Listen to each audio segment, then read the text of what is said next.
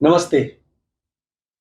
Welcome to Blessing Ready with Commander Uncle once again.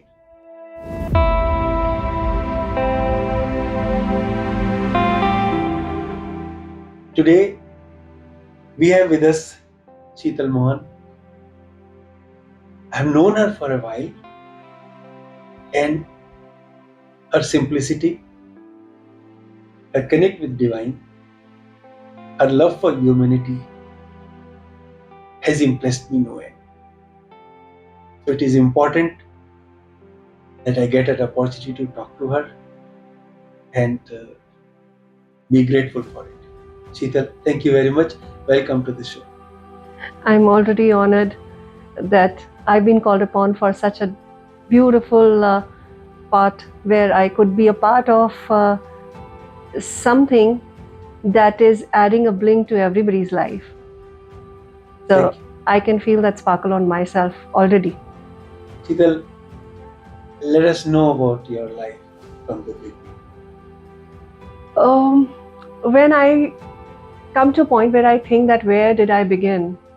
As a child, I would have all the memories secured right from, when I started walking.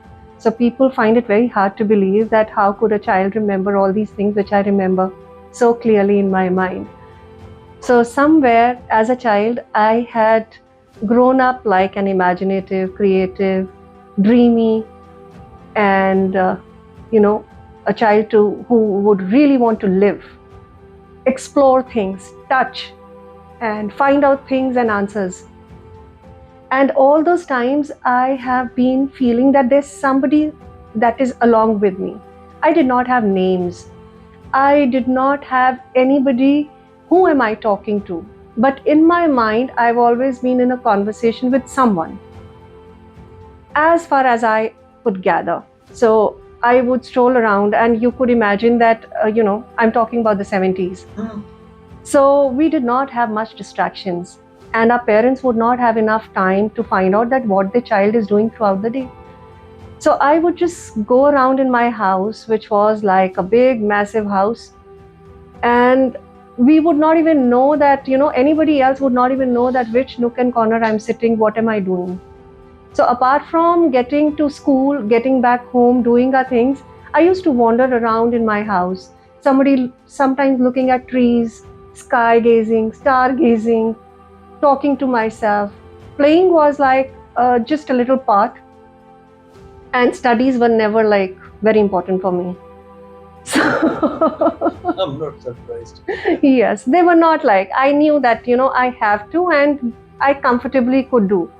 So there was no pressure on me. But what I enjoyed was my time. And at that point of time, until, I grew up, I did not even know that was my time. I was exploring. And that is why I feel that I have all those memories intact. And I used to roam around in the house, in the garden especially. I used to love my garden. And I used to talk with flowers, plants, and talk about, why don't you grow up? Tomorrow, do I see you growing up? Okay, tomorrow you bloom. So something like that, And then I would, and my family was a very religious family. And as a child, we would follow what our parents ask us to. But we don't feel that connect. That was not there. So maybe that I would not say that typically I was a rebel, but I was a very silent and a gentle rebel. That I did not object. And I did not even have questions. In a way, I already knew that let them do what they're doing. Let them be happy. This makes them happy. So let them continue doing that. So if it is any god they worship, all the types of gods, as in our families, we have a culture where people would have with seasons, So gods will also come to your house, like now this is Ganesh Chaturthi, now it is Navratras. So they would also follow that. I would sit with them. And I'm happy that, it is important to learn that ABC in life. Oh, yes. Oh, yes. Yes. So maybe that was my course, that yes, it is important to hold a book, no matter if you know how to eat or how to drink or how do you talk. In spite of that, you go to school and you learn your ABC. So maybe the divine was teaching me that this is how, when you're on earth, you have to go through this. So I accepted that in good flavor, that they would ask me to sit and I would chant on that rosary beads that I could see my dad, my grandfather would do. So I would also sit there. And while doing that, I would spend another hour thinking something else, but those beads were in my hand.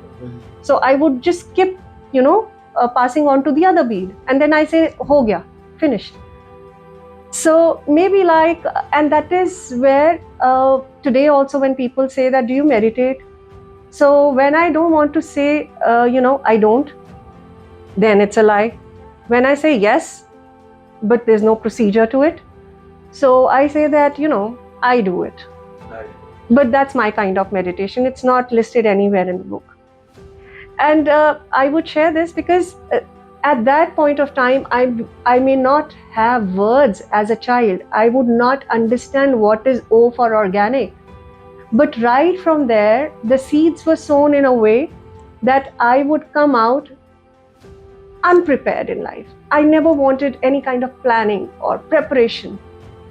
But growing up in such a family where I say that the sacraments, and to a mother who has always been very strict about following a routine and discipline in life, she was a very strict disciplinarian.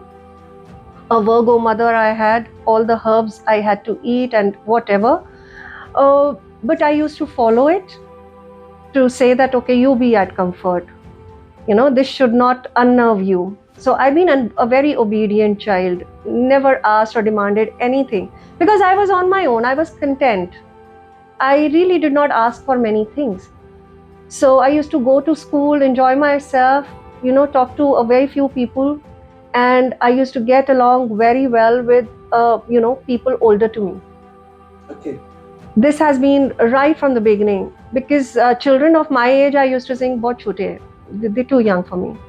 So I used to spend more time with grandparents, uncles, aunties, bhaiyas, didis. So that is how it was coming up. And today, while sharing this, I'm going back to that point. And every minute when I'm talking, there is a big feeling of gratitude, saying that, thank you, God, you have your own way of bringing up things. Who was the teacher at that time? There was nothing. There was nobody around me. My parents were too organic to understand that what is the daughter thinking and what would she do. Like we often, as parents, feel the anxiety in us that what our child is going to do in life. So imagine if my parents did not pay heed to it, and today I'm all good. So in a way, these are all baggages that we carry all along, thinking that under the bullock, the dog that moves, he thinks that he's carrying the entire cart on him. But the moment he is away from that cart, the cart still moves on. Yeah. So that these are some small lessons that are going on even when I'm working at this point of time. So when I again go back to my childhood, I was, my parents used to follow a faith of having a guru in life. And we had a name. I used to go there. And for some reasons, I used to connect with the guru who was not there in physical form. So the person that we used to go meet, it was the one he had succeeded, on his place. Okay. So I just seen his picture. And all the time when I would talk, maybe to form an image, I used to think that I'm talking to him. And then I'll go in the mirror, I'll check, okay, I resemble him. Okay. I used to feel that, I look like him. So I'm his daughter. So I had never seen him in physicality. And I would, because spirituality was a big word, still is, I would say that a faith that I had something or somebody is above us. I used to talk. And I would say that, okay, if you eat, I'll eat. If you drink, I drink. And silently, I just go and keep a glass there, thinking that all the movies and all the stuff that we talk about at home about gods and goddesses, that if you think or if you have the faith, the god will have to come to you and will accept your offering.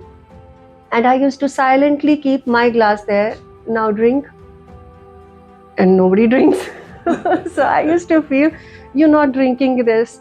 So I'll have a laddu in my hand, I'll keep it there, and I'll say that, okay, now eat. I'll not eat anything till the time you're not eating this. So he's not eating this. So I said, okay, you don't have to prove. After a point when I used to feel hungry, so I said that, okay, don't eat, don't prove it to me, but I feel that you've eaten it. So I accepted this, that okay, in my mind, that okay, you've eaten it, now I can eat. So these were small things that while sleeping also I used to talk. And maybe that is one feeling that I feel that had never made me feel sick, lonely, bored, or unhappy. So in a way, I was happy. I was really happy. And people used to find me like, this child never demands anything. Because I knew that I have it and I'm already talking to someone. And, every day used to come to me like, one day, this is gone. Now, next day, look forward for the next day. And yes, not to forget that right from that time, from the first memory that I had never liked sleeping at night. I could not sleep at night. But if you would ask me to sleep, I could sleep for 2 days at a stretch. So if I'm doing something, I do it at a stretch. So I have to be in that groove, and then I could go on, and probably then after that I could take a break. And everybody from that point, has been telling me that doctors say that, you need to have a good sleep for a healthy body. So, because in those times, parents would not even check what their children are doing at night, because we did not have gadgets. So once the door is closed, my parents used to sleep in another room. I used to sleep with my sister. And they used to tell us that only if it is important, you knock the door, we'd come and we'll open it for you. So just lock it from inside. So I used to be awake, standing on my window, looking at the stars, talking to, thinking. And I like to paint, I like to write. I would do that at night. My sister was like a early sleeper, so she used to sleep. And I could do anything after that. So right from 8 o'clock, when my parents thought that I'm inside sleeping, till maybe 3 to 4 in the morning, I used to be awake. Sometimes dozing off, sometimes sitting, nobody's checking on me. So it was a free time for me, a free access to almost everything. So I could just be on my own. And early morning, 6:30, I used to leave for school as well. And as normal for a child, I would go on, do my chores. So that had never obstructed. And my parents have often punished me for this, they'll not, and because, sleeping late on Saturdays and Sundays, I would want to wake up late. And my late was like 8 o'clock. Waking up late as per my family. They used to be very early risers, 6 o'clock, and I never understood that why would somebody wake up at 5 o'clock. So could not understand. And the only thing that they would say that, you're born at a wrong place. Maybe India is not the place for you. You must have been born to some other place. So I said that maybe yes. And at that time, a very strange thing that happened was that, I was like a little prim and proper about how I dressed and, about my belongings. They have to be very neat and tidy and in proper place. So never like to move a thing here and there. So that is also one thing, I had enjoyed writing, reading a lot. So I knew a culture from books that would always made me believe that I have my grave somewhere in England. I used to believe that. And but all this gave me peace. I had not, as a child, I'd never been agitated. I never felt that kind of an agitation. Anyone who meets you now, one can see that peace on your face and that relaxed appearance, which is so nice. And the best part is that anyone in front of you automatically draws on that peace, which is wonderful.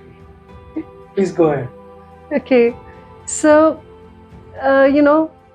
when I say that when we today at this point of time, for every time that we feel gratitude, it's the best practice is that you go back to your childhood, the way I'm joining dots sitting in front of you today, and with no preparation, with nothing in mind, that where these dots are taking me at this point of time also, way back in those years.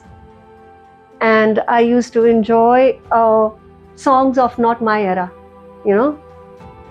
so the songs that were prevalent in those days were not my kind. I used to enjoy what I used to see my uncle at that time, maybe like in his 20s. So they used to enjoy those songs, light Sufi songs, and even if those were English songs, so maybe like old classic songs that I used to enjoy. So it has been very, very peaceful there. And what was important was my dad really played a very important role. When I say that, my parents have been so liberal in bringing me up, that they have never pointed out that what you're doing is right or wrong. So they've never created that bracket in my life that this is right or this is wrong. He always used to ask me, what do you feel? And what you feel, just follow it. Though my mother had an apprehension, like all mothers, so she had an apprehension that, okay, there are certain things that, that should happen at a proper age. But my dad had let me loose, do whatever. And today, when as a human, we have a tendency of, bringing it back on somebody else, or maybe blaming for something that we've not been able to do, I sometimes, out of love, I say that, my dad spoiled me, that he'd allowed me do whatever. I've been a BCom graduate, and though at this point of time, I feel that I may not have taken up that stream, but my father did not object it. He said, okay, you want to do this? Okay, do it this. In the last year of my graduation, I said, no, I want to take up fine arts. I want to do commercial arts. So he said, okay, go. I said, but what about my graduation? He said, do it correspondence. So just do, and even if it is not done, are you unhappy with that? I said, no. And degrees have never meant anything for me. Now when I'm working, I meet people where I can't say this so freely, but in a way, in my mind, there are no degrees, there are no qualifications. I went to school, I enjoyed my schooling, and again, the schooling was such that it was a missionary school. So I've attended the mass in the church all Sundays. I've been in a house where we had pujas every day because of something, on the occasion of something. Today is Amavasya, today is Purnima, whatever. I used to be there. At school, I would attend a mass, and as I said, my father was very liberal. We would celebrate each festival at home. Pongal, Lori, Baisakhi, Christmas, Eid, everything. A symbolic thing we used to do at home. Maybe like, just eat semia on Eid, or maybe cut a cake on Christmas. So we used to do all of that at home in a very, very informal way. We used to do that. I can see the spirituality and the divine connect unknown to you was always there. Yes. But there must have been a time where you suddenly realized what it is. And do you have any memory of that experience, that eureka moment, so to say? Yes. It came along quite a many times, and it happens, I think, to all of us, but we fail to identify it at the right time. However, divinity is not, like what we have in our interpersonal skills. I might just say something to you, and I might anticipate that you feel bad for it. But divinity is open. It never takes a revenge on you. It would never punish you for not understanding its signal. It will still come up, give you another signal. It will come up, give another signal. I'm glad you said this. I always believe that our universe is reformative. It is not punitive. It doesn't punish you. Yes, it will never. It reforms you. Yeah. Even when something appears to be a punishment. Yes. It is not. That's a lesson. That's a lesson. That's a lesson. That's a learning for us. And in this form, whichever we are born, we have to go through eating, several times. We take meals. We do our physical, whatever is physically required. If we do that, so there is a form, there's, an entire routine that we have to follow. However, the business of the soul is to move on. Just move on from one day to the other. So when I'm talking about my childhood gradually moving on, so yes, there have been moments today when I think I got that moment so many times, but I fail to understand that, okay, this is what. Because every time when I say that, as a family, we would visit Vaishno Devi twice in a year, right? I used to enjoy the trek and going out as a family. But following the rituals was again not my part. I have never liked, taking a bath that early. So who does? No, I had everybody in my family. I was the odd one out. So everybody was an early riser. And I used to feel that if I take a bath that early, I'll feel sick. And, I used to go there and I refused. I said that, okay, I've come here by my heart. I'm all with you, but I'll not take a bath. I will not. And my parents would say that there are people watching you. Everybody is taking a bath here, and this is divine water. This is coming from here. This has no origin. I said, everything said and done, I'll not take a bath. I'll not. If I am clean, and I used to point out at that time, we had some people traveling with us. So I say that you don't like that uncle, but that uncle is taking a bath. Will you start liking him after he takes a bath? Mm-hmm. So my father used to say, Acha, don't argue, take it. Then we'll talk. I said, no, I'm not going to take a bath. And almost every time I used to come back to our hotel and I said that it's the same water. I'll take it here. So those were the signals where I see that, divinity was peeping in and telling it to me and for my parents also, because I find that they were beautiful souls. They are. But they have been bound by some religious practices that was not releasing them to express completely what they own it in themselves. Because today when I think about myself, I feel that, there's a big chunk of things that I have inherited from them. So if I have inherited it from them, why is it still not there in them?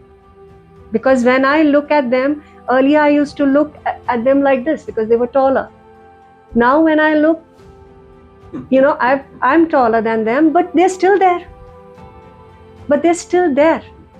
They're stuck. I would say stuck just to, literally going by the word stuck, as in they are still turning pages. They would still spend 2 hours reading a book, a holy book, and which they do all, by their heart. But they're reading it. They're reading it every day. I wanted to know that what they're reading, so I've read it. I read Gita, Mahabharata, Gita, several forms of Gita, English, Hindi, Urdu, I've read, and Ramayana. And my parents used to say, don't leave it. If you start reading it, don't leave it in between. I said, okay, I'll start it from the middle. So in a way, what you're saying is that if you stick to rituals, eventually the rituals get the better of you, and becomes like a rut, so difficult to come out and have a exploratory kind of a mindset to look at divinity beyond what is there. Yes. So it is like you're in a big mansion, but you've enclosed yourself in just one room, which is very beautiful. So you're just Well happy, said. comfortable in that room. It serves me food, it gets me everything. And whosoever wants to come in, just walk into this room. But I am not going to step out. So the inhibition is that stepping out of that room. So it's a bigger world there, you just go explore. And you'll find that in that room, you are just getting the best of lights, the best of the equipments.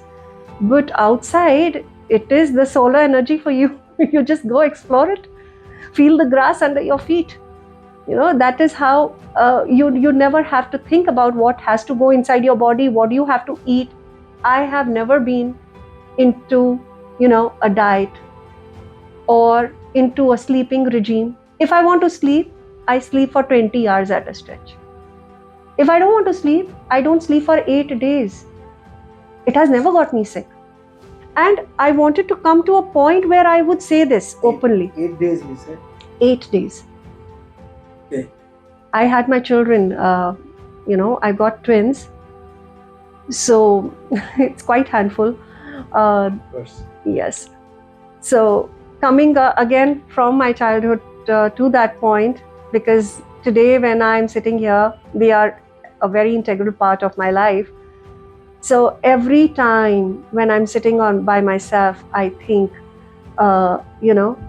God has a plan and we all have a choice. This has been, the underlining thing that has been, there are some phrases, there are some things that, stick onto your mind. So this one has been an underlining thing for me, that God has a plan and we all have a choice. Now, who that God is upon us. So, which means that once the opportunities are exhausted, or when people are not even believing in what you are, is divinity or spirituality gone, or is worship gone? Or what if, God forbid, if we come across a time when we don't have a memory? I had my elder sister who lost her memory for 3 months. So for that, did she even lose religion or spirituality or anything in her for those 3 months, because she could not even recognize her parents? She did not recognize her children. So all these are fixations. We have paradoxes in our mind where we put ourselves in a position, in a spot, that this is what it is. But when we say it is everywhere, so there is no restriction. It is always, it is an eternal thing, never ending. It doesn't need refills.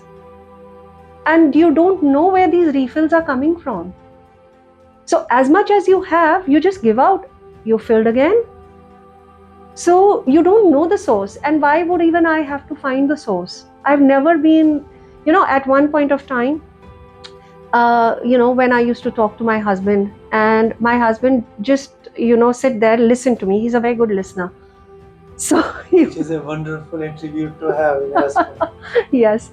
So he would just listen, and everything that used to pop up in my mind, the one thing that you said, that eureka moment, so there were so many moments that once I told him that, do you know, I used to write it roughly in one of my diaries, and I had several logs to maintain a thought, or sometimes I just let it go, and I'll say that do you realize what an atom is? He said, yes, it's the smallest particle. But I said that, do you realize that one small particle, the smallest particle in the universe, created the nuclear power? So my husband has been a very good listener, and at every point of time, I'm thankful, to the divine, that I've got good listeners. That is also very important, because it somehow acknowledges what is going on in our mind, and we have to be vocal about it, so that our mind accepts it. So I was telling him that, have you ever come across a thought that atom is the smallest particle, and if it has the biggest energy, it has all the energy bigger than the solar energy. So even the smallest particle can become an atomic power. So imagine it is just one particle that leads you towards the universe. And now, in these days, we know that there's not even one universe, there are several. And with all these revelations, we start experiencing what our mind thinks, we start experiencing it every day. And again, coming back to the eureka moment, where what you said, so I not talk much about the moments that I missed, coming straight on to the moment, which made me feel. I was quite intrigued. I got once, I just tell you a little, how as a student, I got into a job and my work was not related to what I had studied. And then I was working amongst the people, which wasn't my culture. And, staying there for about 10 years there, I had my family by that time. And I was very open. As I said, that I had never thought of any qualifications, that, okay, qualifications really do not mean to me. And my dad used to tell me that, beta, they will mean. They do. Yes, you don't feel that there's a need. So maybe that you don't need it now, but gradually, whenever you think, just think about it. They really mean a lot. I used to say, okay, maybe that there'd be a point that I'd get to know. And again, at the time of, when I was supposed to settle, I wasn't too eager to settle. I used to feel that, I have a good life. Why would I even get married? I don't have a need. Never had any boyfriends. So I was like, good, moving freely everywhere, whenever, extempore. If I want to be with a friend in Shillong, I used to move on. If I want to go somewhere, my parents never restricted me. So today I'm going to Delhi, I'm traveling to Delhi. Middle of the way, I'd say, no, not Delhi. I'll change my destination. I'll just, get down at that point. I'll take a different turn and I'll go there. So whatever my heart would say, I'd follow that. That was the kind of life that I had, doing whatever. I'd been into politics, did really well there.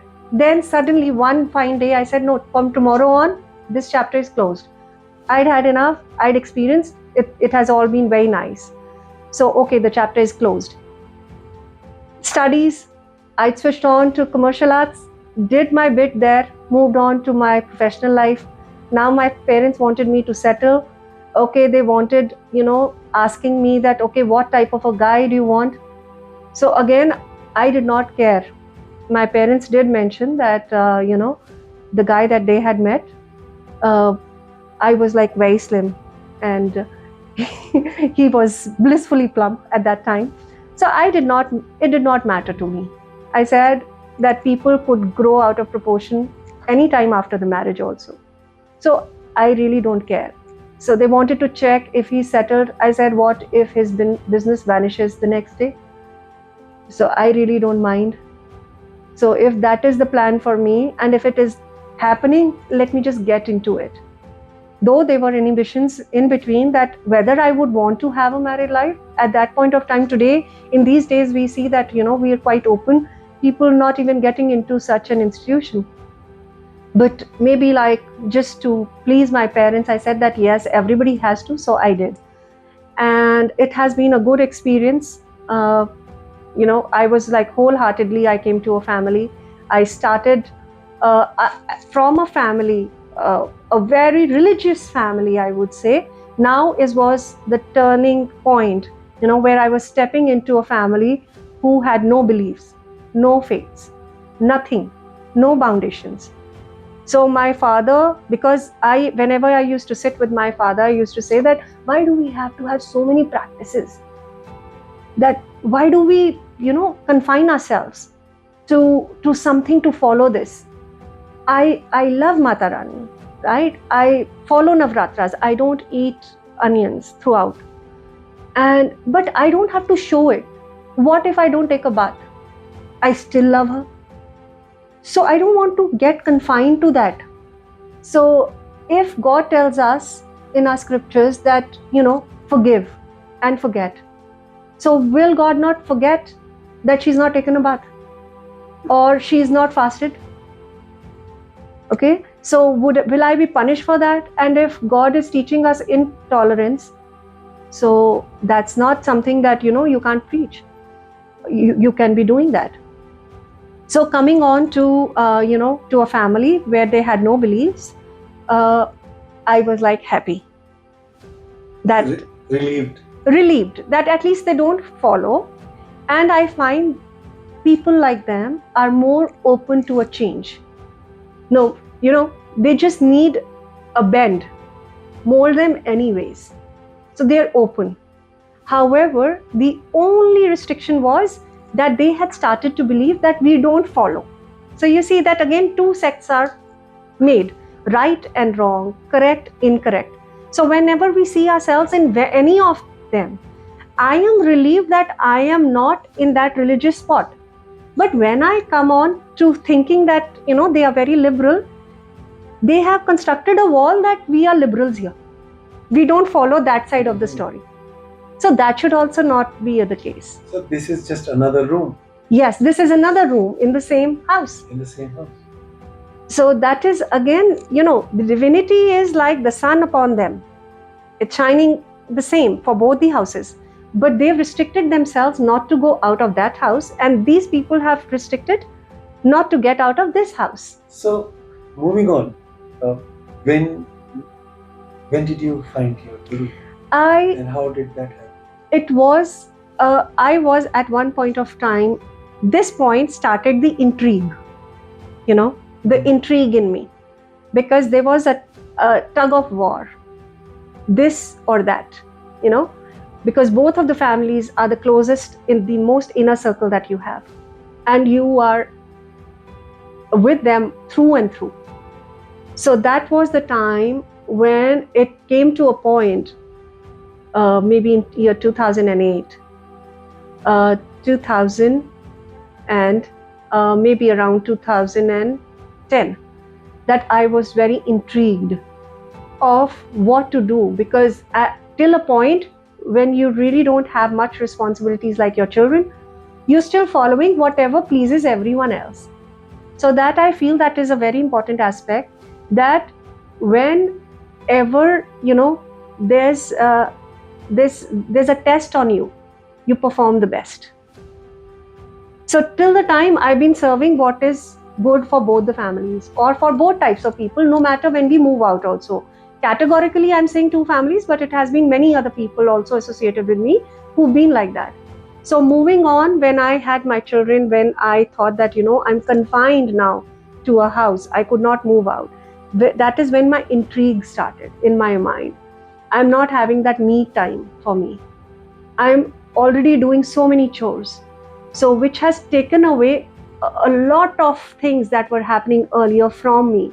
So, that feeling of being deprived, today I feel that was a gift to me, that I was deprived of that time, of all that freedom, of taking decisions, of living a life that I was living, took me to the year 2017.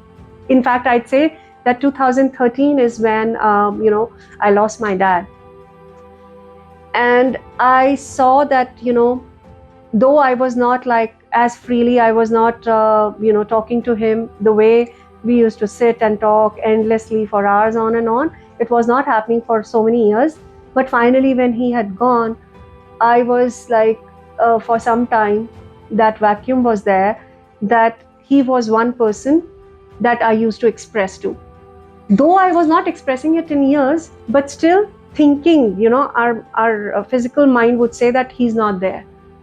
And since then, I had come back from my hometown. I was here, and I used to tell my husband that let's go to this place where my guru is today. And we did not even know that at that point of time that we never heard of him. I not use the name because again, using a name holds us back. Which guru? Guru is like guru.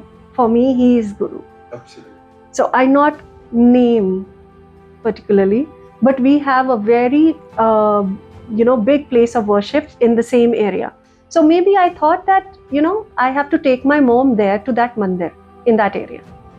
And every Monday I used to tell my husband, can we take my mom there? He used to say, next week, next week. So doing this 2013 to 2016, we did not go there. And 2016, we certainly start getting signs of meeting people who used to tell me more about my guru. And I'd say that, okay, now these people are getting me from where it had started. I am not going by names. What the rest of the world is following, I am not going to do that. I am happy in my space. I talk to someone. I believe the guru that my family is following. And in my mind, as I said, that, the guru that we had in our family, he was not even physically there, and I used to connect with him. So till that point, I was good, happy with him. So I thought that was the point of listening to what they are telling me. And these people were telling me about things which are so common everywhere, no matter which faith you step in, which religion or which culture you enter in. They all have good stories to tell about, the miraculous things that happen to them. So I said that, I believe in you, but these are all manifestations. Whatever you believe, it comes in front of you. So I believe you, but still I not listen to you, because this might just corrupt me in my mind. So when these people used to talk to me, in my mind, I used to say that, okay, I used to listen or maybe think something else, so that I am not wholeheartedly listening to them. That maybe that I'm not caught somewhere in my thoughts and I start following it and researching more about it. So I don't want to go that way, because I don't want to take one defined path. My path has been always been very broad. So it has never been a narrowed path. So I never wanted to take that. So, it started happening there. My mother-in-law, she said that, okay, there's a beautiful gathering that we have, a discourse that we have, you must go there. And the description that she gave me is that they are very well-dressed people who come there. They are the elite. They are the most learned people who come there. And the food is really good. I said, thank you. I may not be, a good person to go there, because I'm none of them, So I may not be a part of them, but if you were happy going there, please continue to go there. This was in 2016. 2017, when we step in, this gets a little more rigorous, getting more signals, meeting those people who take me there. And finally, in June, the 6th month of the year, again, my mother-in-law announces that today it's a holiday and I'll take you to that place. So I said, okay, we visit so many places on weekends, so maybe this today. So I asked my kids to get ready, we'll all go. And we took a cab, all of us took a cab, and we were going there, and we wanted to inquire about which way we have to take. So the moment we rolled the car, the window, and to ask the directions, there was this man who was standing there, an old man who was standing there, and it was like June, as I am telling you, so it was really the hot dog days of summers. So nobody there, just one man standing there, an old man, and he said, go straight. So we said, okay. While returning, and we reached that place, I entered there like I'm entering maybe a park, nice, very nice. I, acknowledged what was nicely built, and we sat there for a cup of tea. I said, no, thank you, I don't take tea. I don't take samosas, so I'll not. So I just had a bit, and I said, I passed it on to my family. I said that you can have this. So we came back. That was 28th of June. And I mentioned this date because I want to get back to this a little later. And June 28th, just 1 month in between July, there are certain more events that my husband meets somebody at work, and they were waiting for this contract to be signed, and he was waiting very eagerly for this contract to be signed. So he came back home, not in a good mood. And he said, how could people be like this? We've been waiting for this day. And this guy who was supposed to sign, he got some seva somewhere. And he said that he'll leave everything for the seva, and he's left. He's not signed. I said, maybe their faith, he's left. He said, but how could people be so blind that, work is something that they should not ignore? And he's left. And again, when we got to know, it's the same name. So that was one sign. And while we were entering August, this started happening every day. I used to hear the same name every day. It was finally maybe like 8th of August when I had a call from my sister. She was married in another town, and she calls me. She says, do you know this place in Delhi? I said, yeah. And I said, not again. She's also talking about the same thing. I said, what about it? She said, I don't know, there's something very peculiar about this, but I have been coming across this name again and again, and people want me to go there. I said, I can't even believe this. I have also been, experiencing the same. So ever since she had got married, she never traveled to my house alone. So she said, can I come there and we'll go see that what's this place like? I said that, yes, we might just. So she said, can I come this weekend? And the same weekend, it was my birthday. And I said that, okay, come over. She came to my house on 11th of August at night, and, to visit this place on the 12th. And 11th night, we were sitting in our room. My husband was working at night. He wasn't there. And we were on Google researching that what is it that is getting us here? Are we all, already on the correct path? Again, I say, when we get into correct and incorrect, good or bad, our mind really questions a lot. So we wanted to research that what is it, because as I told you that Christianity also had been, it has really played a major role in my life. So we've all, all through our life, we've come across things like angelic codes and, the numbers and the guardian angels following you. So I said that I don't want to get into all of that. I really don't want to get into that. Let me just find out what is it. And we were researching, and there we found out that, he appears. Our Guru appears, and he's not there in his physical form, but he appears. People have seen him, and he makes his presence felt. So we have watched all the horror movies so far. So we could not think that, either it would be angels for us or it would be ghosts for us who appear. We've only in our scriptures, they hold us back. They think that, God dwells somewhere in heaven. So he would not come here. Only angels, because that's the other religion. We said that, okay, might be that they appear. So she used the washroom and she said that, Sheetal, I'm going inside. If he appears, do this. Keep chanting your mantra. So if he appears. So I was a little scared. I said, okay.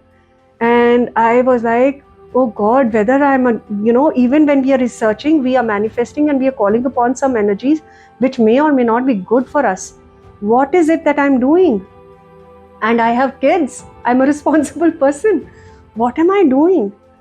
So, but we researched, we heard a few discourses that made us feel a little better.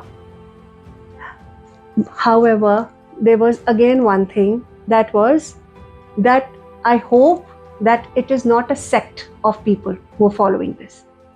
That was silently going in my mind. But the next day, when we got up, and my mother just stepped in. She's never walked in on my birthdays, being in the same city. So again, a sign for me that when God really plans for you, everything gets, to a point automatically. You don't even have to call people.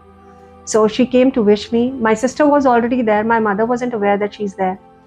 And just before leaving, she said that, can I just ask my husband that if he wants to go along? So I said, no, he never visits such places. So don't even ask him. She said, let me just give a try.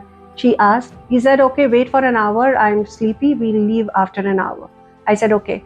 We left around, we did not even know that what are the timings. We thought that we are going to a mandir, and mandirs are open all day. So we reached that place maybe like 3:30 in the afternoon, and we got to know that 5:30 is that place is open for public. And there's just one lady standing there at the gate. And she's looking at us and she said that, you're new to this place. I said, yeah. And I was like that there are not many people here. The gate is closed. So, before that, we've been to, places like Lotus Temple or maybe any other place. They're open for public and there's a lot of people there. So there are not many people. So suddenly, before she said 5:30, this place opens up. So just before 5:30, 5 o'clock, everybody starts coming in. And there were good 50 odd people there outside the gate. The gate was still closed. They had spread the carpet outside the gate. They asked us to sit there. I had apprehensions my husband would not sit there on the floor. But we sat there. My children were settled. There were different sections of male sitting at one place, female sitting on the other side. And suddenly they start chanting something, and we had to Google what are they chanting. So that was the practice maybe. So I said, okay, let's do that because we are amongst them. And that was a beautiful place. So the moment the gates opened, we were the first one to put our foot inside that mandir that day. So that is the eureka moment. That is where I just stepped in and I could feel, and this is no exaggeration, that I could feel that baggage. I had nothing in my mind. Everything as a child I've been thinking, a continuous conversation that I had was all gone. My steps were walking. I would say my steps because I wasn't myself. I could feel that. The moment we were made to sit in that big room there, I could see just a chair in front of me, nobody in person sitting there. I saw my guru right in front of me. Could not observe many things as a child that I have observed. Sitting in a place, I would observe colors, I would observe people. I did not observe anything. The only thing at that time, I closed my eyes and I could feel, and every time when I share this, I have shudders, that there was a smoke that I felt that is coming out of my body. I had my eyes closed. And with that smoke, that fog that came out of my body, every relationship that I've had came revolving to my mind one by one. The ones that I've had the slightest of grudge, I hugged them in my vision. When I was sitting there, I said, let it go, no. What's there? What to hold? Life is too short. So I just hugged them there while my eyes are closed, and I said, just drop every inhibition. It's all love, I can feel that love. And this love I used to feel for children around me, for animals around me. But this time it was coming for the people with whom I've had separated myself. At work, at home, amongst my friends, everything. I hugged literally everybody there. And it was pure love. That was the day where my journey, I feel that, because one day was decided. Why 12th of August? Why a day when I was born? Because I would have in my mind that, this is not my birthday. Why would I celebrate it? Or before even you get to a thing that birthdays are when you are born, when your soul is reborn and connected to where you had left it in the past life, is when you're born again. But and the life changed. And the life changes. And my guru, the same day, without any discourse, with no discourse, with nothing that I could understand going on in that place, because that was Punjabi. I could not understand anything. Whatever the vibrations were there, I knew that these are serene, and now I have reached a place. My place. This is my place. Having the best of phones, the best of equipments, and you don't have a charger. What is it? Just a box, a gadget? Useless. So I found my charger there at that place. So if I compare it to the Eureka moment that God Buddha must have found himself enlightened under a tree, or maybe somebody who's doing, worshipping. So this is also one point where I feel that I did nothing throughout all these years. I was intrigued at a point. I'll just go 1 month before this, where I said that I was intrigued. So the guru that I was following, my family was following, and my husband was working night shifts. My kids were like, maybe like 6-7 years old. They were sleeping, and I used to walk across my room doing the ardas that we have been reciting since childhood. I knew nothing. I said that I'm not going to read any more books now. I not read Durga Saptati. I'm not going to read Ramayana. I'm not going to read anything. I left that long back, maybe like 2 years back before this. I left all of that. And I was just reciting that ardas that get me to a point which is mine. This is not my journey. And when I entered this place, I finally knew that I have acknowledged and I have accepted my parents' journey so far. But my journey starts here. I'm born today. So that is the day when I say that 2017, August 12th, my journey had started. And after that, I'd say no looking back. And no looking back means, trenches and oceans where you dive down and you come up. You go down and you come up again. So it has not been smooth since then. I think it's about time we talk about the experiences, just a few of them. This up and down. After you found your Eureka moment, after you found your guru, Okay. and after you cleared all the kachra, so to say. Yes. There have been so many incidents, The one incident that I would say that would ignite the belief in you. I hear so many experiences of people who go to the same place, right? They would hold themselves back. But I feel that, I'm fortunate enough that my guru allowed me to believe the moment I entered. So my faith was taken care of. Now begins the journey where, within the same month, I thought that this is quite a far off place from where I reside. So I might just come back, once in a year. This was what I said to my sister that day. And we returned 3:30 we had reached. We came back 8 o'clock after having our dinner there. So my guru really treated us well. On my birthday, it was a treat from him. So I said that once in a year, I'll definitely come back to this place because it's not very, commute friendly kind of a place. So I'll come once in a year. And the same month, I came back 6 to 7 times. The same month. I don't know whether I was coming alone, coming with a friend. And now you can't stay away. I can't stay away. If I'm here in this city, and all the time that I've been here, in my low moments, whenever things have been wrong, one thing that I knew was take a cab, reach. I'll feel myself charged. I go back, resume my work.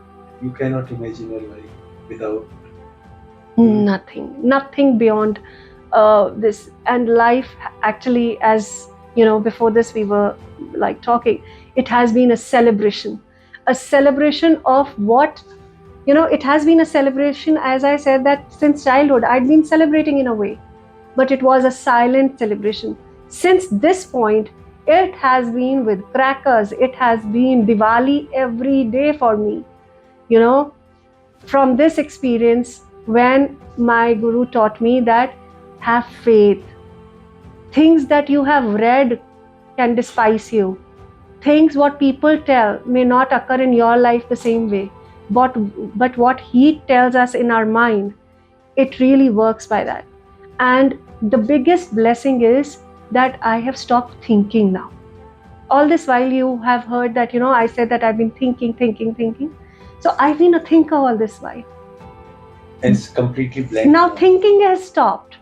Yes, there is like a regular routine life for chores. You'll get milk and butter and bread. That is on. But I'm just waiting for a point when that also stops. Because at this point of time, I'm a mother, I have to play a role.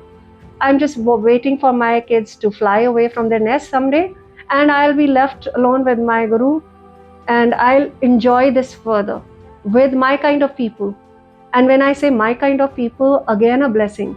We don't have to find. They flock.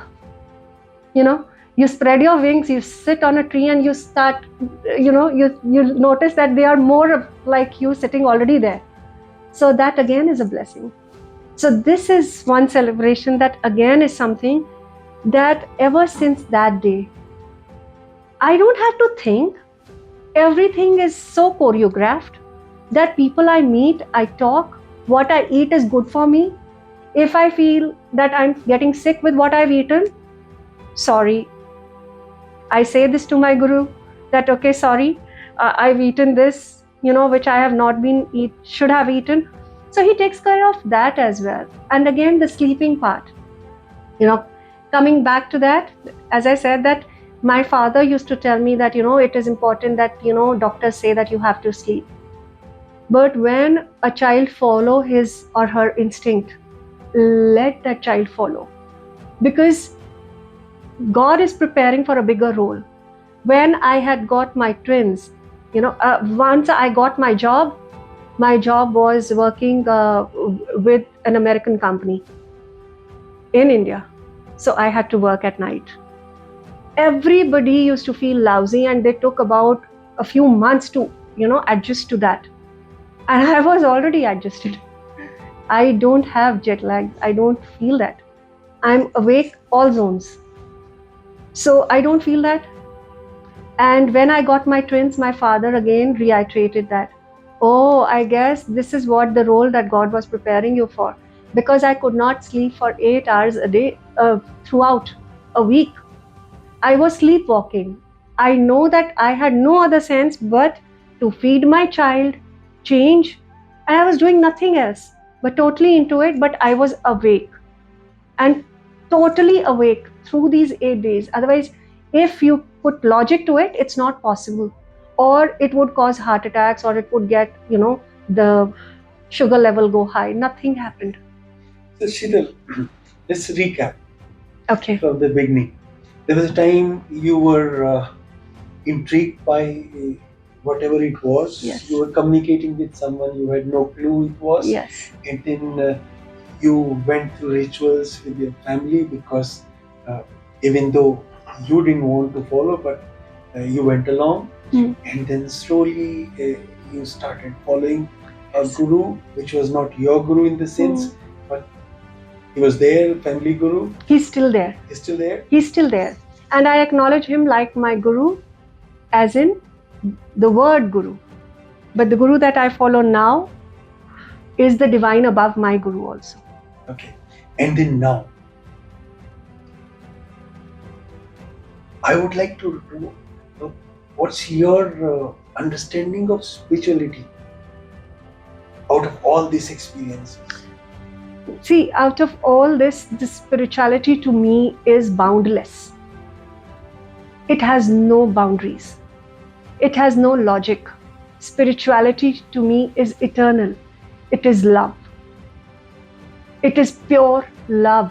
In one word, it is just LOVE. Love for everyone.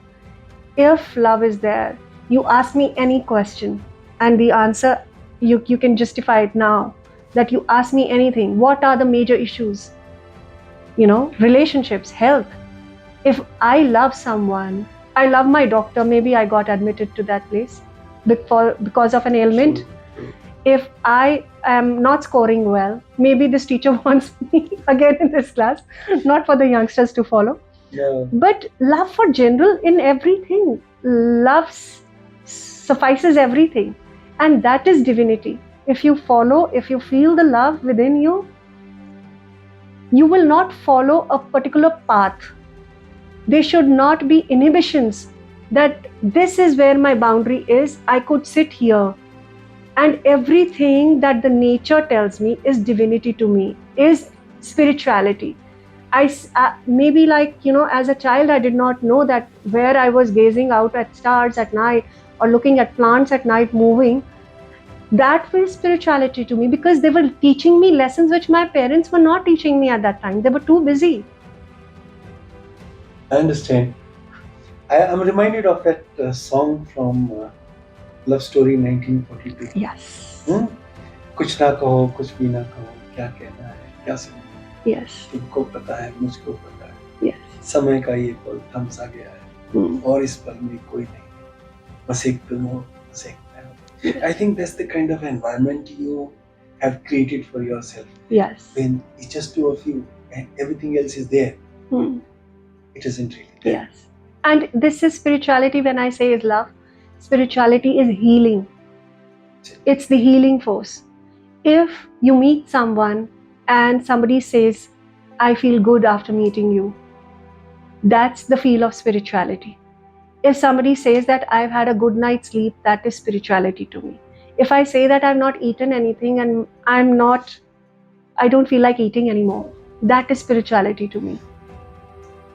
Well, Sheetal, I think I listened to you for the last so many minutes, and I'm so much better because of it. And I think we are not done. So you and I are going to sit and continue this dialogue later. Thank you so much for this wonderful time that you spent with us, talking about yourself so candidly, about your spirituality, your understanding of your guru, and your connect. Yes. I wish you all the very best in your life, and may your guru be always with you. Thank you. Entire team of Blessing Ready is proud to be associated with Anything Will Do, a non-profit organization working towards humanity. If you would like to be associated with Anything Will Do, please follow the link given in the description below.